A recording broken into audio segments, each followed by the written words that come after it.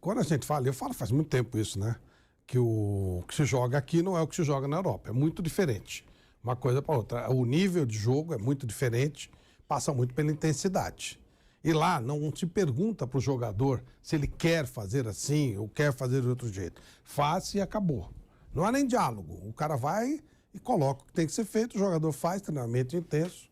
Isso começou já há algum tempo, né? Mas a gente lembra bem a época do Mourinho, né? Quando ele trouxe aqueles treinamentos da Universidade do Porto, periodização, uma série de situações que eles criaram que fez com que o condicionamento físico do jogador passasse a ser feito num treinamento mais rápido e mais intenso, mais forte, que é o que está sendo colocado aqui. Quando você traz técnicos de fora, com outra cabeça, menos paternalista, aliás, nada paternalista, não tem que haver paternalismo. Ali ou você quer profissional ou você quer paternalismo. O Brasil entrou faz muito tempo na história do paternalismo, sempre foi assim, só que quando a Europa profissionalizou, o Brasil ficou para trás. E hoje o Brasil está anos-luz para trás porque continua com a mentalidade amadora do paternalismo, da superproteção.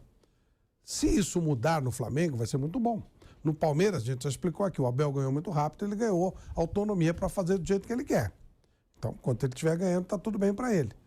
O Flamengo, com essas mudanças constantes, sem dar respaldo para quem quer profissionalizar, acaba não conseguindo. E aí gera esse tipo de situação. É uma questão de você ser profissional ou você ser paternalista. Futebol brasileiro é paternalista. E aí você vê o nível de jogo. Futebol europeu é profissional. Você vê o nível de jogo. O Mário Monteiro, ele disse o seguinte, Bruno, ele falou, não concordo de jeito algum com essas críticas do Sampaoli sobre a preparação física, porque nós sempre treinamos com alta intensidade. E o Flamengo, acima de tudo, tem um departamento altamente qualificado, com muita gente competente, onde sempre monitoramos os nossos treinos.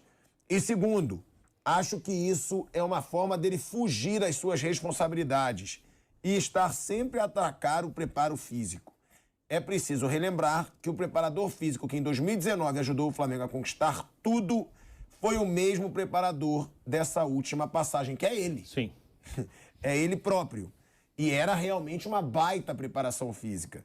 Não vencemos por variadíssimas razões. Todos nós, em conjunto, temos que entender o problema e assumirmos o compromisso. Depois eu quero ouvir o Mauro também. Ele que foi preparador do Jorge Jesus e era muito elogiado, tá? O Mário Monteiro, ele foi muito elogiado, que o Flamengo tinha um ritmo muito intenso com o Jorge Jesus. Poupava pouco, eu sei que o Mauro lembrou que poupava, assim, alguns nomes, mas não poupava tanto na época do Jorge Jesus. De volta, hein? De volta à Rádio Jovem Pan, agora na rádio e no YouTube, o Mário Monteiro, que foi o preparador físico do Jorge Jesus em 2019, super elogiado, e foi o preparador físico do Vitor Pereira, ficou brabo, que o Sampaoli questionou a preparação física.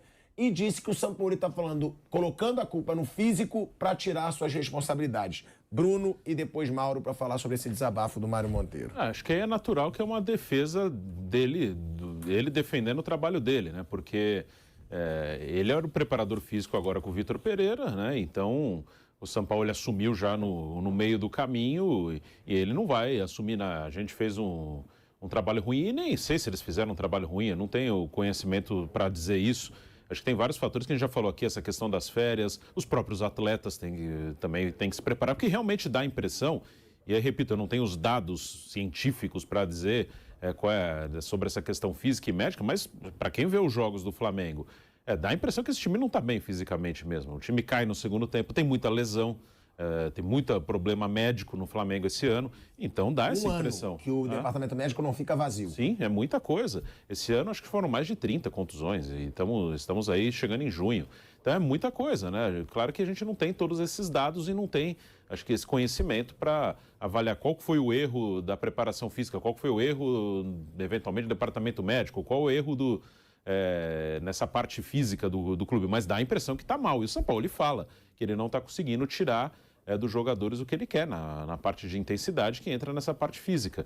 Então, nem acho que seja necessariamente a comissão anterior trabalhou mal, o preparador físico anterior trabalhou mal, mas que há um problema, acho que tem um conjunto aí dos atletas, da diretoria do período de férias, mas que esse time dá a impressão clara para quem assiste que está abaixo do que devia na parte física, isso dá essa impressão. Se você for recuperar, Bruno, ó, Santos machucou, Varela machucou, Mateuzinho machucou, Felipe Luiz machucou, Fabrício Bruno machucou, Léo Pereira machucou, Davi Luiz machucou. Arrascaeta não melhorou. Thiago Maia machucou, Arrascaeta machucou, Everton Ribeiro machucou, Pedro machucou. Tudo isso recentemente. Estou falando recentemente. Sim. Gerson machucou, Marinho machucou.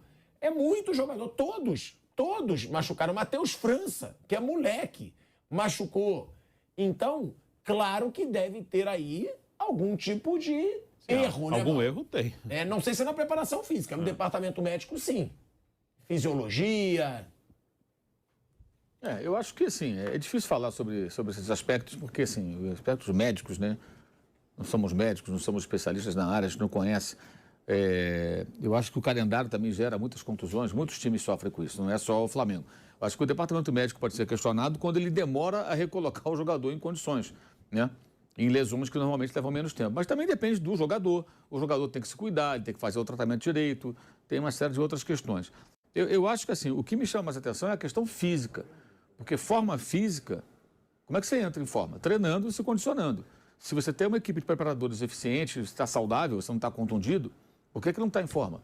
Por que não consegue terminar um jogo inteiro? Esse é um ponto que me chama mais atenção. Por que todo jogo morre no segundo tempo? O que acontece? Eu acho, como leigo, tá, conversando com as pessoas, tentando entender, que ainda pagam pelos 42 dias. Por quê? Porque não fizeram a base, a preparação. O que se faz na Europa, né? O Flávio falou do futebol europeu, eles têm uma pré-temporada mais longa. O que eles fazem na pré-temporada? Primeiro, uma preparação física para o jogador ter condições de suportar a temporada. Em geral, os grandes clubes viajam para a Ásia, lá eles fazem vários jogos, mas são jogos amistosos, sem aquela intensidade, a cobrança de um jogo valendo alguma coisa realmente importante, aqueles torneios dos patrocinadores e tal. Você faz várias substituições, você pode mexer bastante no time, o cara que está no início da temporada sentiu uma dorzinha, você tira do outro jogo e vai levando. São jogos realmente numa outra rotação, né? E você vai preparando os seus jogadores ali para depois fazer uma manutenção o ano inteiro. Você faz a manutenção. Então, o início é muito importante, que é o que vai dar uma base nessa parte final para todos os atletas. Eventualmente, alguém volta um pouquinho fora do peso depois das férias. Você tem aquele período de alguns dias para comer uma alfacezinha, uma salada e perder um pouco de peso e conseguir chegar na balança no patamar ideal. Então, são várias situações que a pré-temporada é muito importante por isso. O Flamengo jogou fora a sua pré-temporada. No caso específico, pelos títulos que poderia ganhar no começo da temporada de 2023, eu vou mais longe. Eles poderiam ter tirado até menos de 30 dias de férias e voltado mais cedo para se preparar e depois o clube pagaria isso. Data FIFA no ano que vem, sei lá. Se você pensar, cara, voltar um dia antes, tudo, se fosse preciso, pode ganhar o Mundial, pode ganhar a Supercopa, pode ganhar o Carioca, pode ganhar a Recopa. Imagina se a gente ganhar 2, 3 desses títulos. Se nós ganharmos os 4, olha o sucesso que vai ser, o time campeão da Libertadores. E se enfileirasse conquista, te entra na história do clube e tal. Cara, até pela ambição profissional, né? Os caras que não, eles ficaram 42 dias de férias. Enfileirou fracassos. Enfileirou fracassos, mas é muito fácil de entender. E aí, quando entra um técnico novo, ele foi meio que caiu naquela malha ali. Aí o que acontece? Aí vem a torcida, parte da mídia. Eu acho tão ingênuo isso, cara. Ah, o técnico é ruim. Aí aponta para o técnico. Ah, o cara não sabe nada. Não é isso. É evidente que não é isso. É evidente que não é isso. Não tem técnico de jeito numa situação como essa. Então, o Flamengo paga caro por isso até hoje. E aí o atual treinador, acho até que eu repito que ele...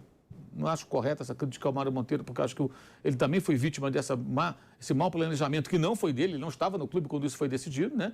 Teve que dançar a música que estavam tocando, mas ele está tentando consertar, tentando corrigir e botar o time em forma. E a maneira que o seu preparador físico vê de colocar em forma é botando a turma para treinar todo dia. Imagino que com cargas diferentes, com tratamentos específicos para cada momento. O dia seguinte ao jogo é uma coisa, o outro dia é outra, e por aí vai. Mas trabalhar agora intensamente me parece que é o óbvio, é o mínimo que eles podem fazer. Sempre lembrando o seguinte, o que o jogador do Flamengo está pensando, está sentindo, está de mimimi no ônibus, pouco importa. Importa é eles entregarem ao torcedor o que o torcedor espera. E como é um elenco muito caro, com investimento muito alto, a régua é lá no céu, é lá em cima, e eles têm que entregar isso. A palavra que deveria nortear o elenco do Flamengo no futebol brasileiro deveria ser uma só, excelência. Tinha que estar pintado lá no CT. nós temos que trabalhar aqui pela excelência. O que é excelência? É o que mais se aproxima da perfeição. Se não for isso, não serve. Deveria ser assim. Os grandes trabalham assim, em qualquer modalidade. Estava vendo uma entrevista outro dia do LeBron James. Teve um jogador grego, tem um nome complicado, não consigo nem lembrar o nome dele. Antetokounmpo. Isso, ele mesmo. Antetokounmpo. Do Milwaukee Bucks, que foi a melhor campanha na NBA e foi eliminado pelo Miami, que ontem se classificou para a final contra o Denver Nuggets. Ele deu uma entrevista, muita gente achou lindo. Não, porque o fracasso, isso não é um fracasso. Finalizou. Aí ele chega para o repórter e fala, se você não faz uma boa matéria, você fracassou. Gente, melhor campanha da NBA, NBA é mata-mata. Vai jogar com o time da pior campanha dos classificados. Foi 4-1, se não me engano. Quase uma varrida. Perdeu, foi eliminado. 4-1. 4-1, então foi quase uma varrida. Isso não é um fracasso, isso é um enorme fracasso. Porra. A palavra aqui no programa seria vexame. Um vexame, um fracasso. É um fracasso retumbante. Você fez a melhor campanha, pegou um time que vinha numa campanha ruim e você foi cuspido da competição. Num esporte de alto nível, o cara tem que assumir, nós fracassamos. Fomos mal. Imagina se o torcedor desse time está feliz lá. O cara ficou o campeonato inteiro. 2002, o Brasileirão, São Paulo e o Santos. São Paulo, a melhor campanha. O Santos veio, sapecou o São Paulo. Claro que foi um fracasso, não adiantou nada fazer aquela campanha toda. O campeão brasileiro foi o Santos depois.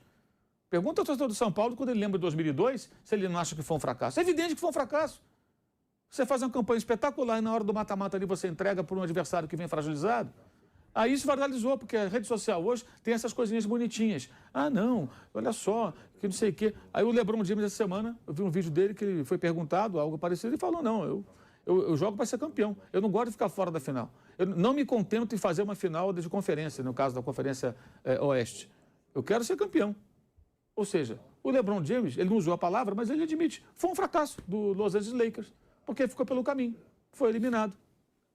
O cara é só o LeBron Dortmund, James. né? É O Dortmund no domingo. Aquilo é o quê? Aquilo é um fracasso. Fracassaço. É um fracasso. Aliás, assim, eu achei aquilo um negócio tão impactante, assim, o silêncio no estádio e a forma como, né, tudo ficou, parecia que tinha morrido alguém. Assim, foi uma punhalada na torcida, né? Era uma dor tão profunda que aquelas pessoas estavam sentindo que elas não conseguiam reagir. O técnico chorando, o Roy chorando, um negócio horroroso aquilo, um negócio muito... Tanto que ninguém falou do Bayern, que é mais natural do mundo, o Bayern ser campeão. O fato jornalístico ali foi a dor daquelas pessoas, mais de 80 mil pessoas sofrendo profundamente. É que Dortmund parou, né? Com um resultado... Certos queriam ser campeões. Porque tinha tudo para isso. Ainda teve um pênalti pedido pelo Haller que venceu um câncer. O cara fez gols importantes na partida anterior, na vitória anterior, que colocou o time nessa condição, mas é um fracasso. Eles têm que admitir, nós fracassamos, não tem outra palavra. E é isso, clubes como o Flamengo e outros, acho que é o caso do Palmeiras também, tem estrutura, paga em dia, tem bom jogador, tem dinheiro para contratar. O elenco do Palmeiras não é baratinho como o pessoal pensa não, hein? Não. Você às vezes fala, não, porque o Flamengo... Não, o Palmeiras também investe muito no futebol dele. Os jogadores não são baratos. E não custam barato, tem ótimos salários. Quando renova, então? São salários altíssimos. Talvez o Dudu seja hoje o maior salário do Brasil. Inclusive, merecido, porque ele é o melhor... jogador Ele é o maior jogador do Palmeiras, na minha opinião, dessa era de títulos. Participou de quase todos eles. O Dudu do Palmeiras é uma história espetacular. Tem que ganhar o salário que for. Mas o que ocorre? Isso é fracasso. E você tem que lutar contra o fracasso. O oposto é você buscar a excelência. O que não for isso não serve, gente. É o que o Bruno falou. O Flamengo tem a obrigação de jogar todo brasileiro e brigar pelo título. Não tem a obrigação de ser campeão sempre, porque existem outros adversários importantes. Mas brigar pelo título. Ano passado, certo, que o Palmeiras campeão, o Flamengo está ali brigando para ser segundo, no máximo terceiro, a poucos pontos, chegar nas últimas rodadas com possibilidades. O Dorival nem teve culpa disso, ele fez a escolha correta. Eu até critiquei aqui, depois retirei minha crítica, ele estava certo. Ele priorizou as Copas e foi campeão. Não dava para remar nas três. Ele foi corretíssimo, corretíssimo. E isso, para mim, é muito claro hoje. Eu acho que é o grande legado dele. Ele escolheu as Copas porque viu que ia ser difícil acompanhar o Palmeiras e tentar brigar nessas frentes. O Palmeiras perdeu 3 jogos. Mas antes dele, os jogadores estavam lá. Não foi o Paulo Sousa que perdeu os jogos sozinho. Eles perderam aqueles jogos todos. E alguns jogos foram eles mesmos que perderam, não foi o Paulo Sousa. O Paulo Sousa ficou até os erros dele, mas eles estavam em campo. Então, eles fizeram com que o Flamengo não pudesse brigar pelo título.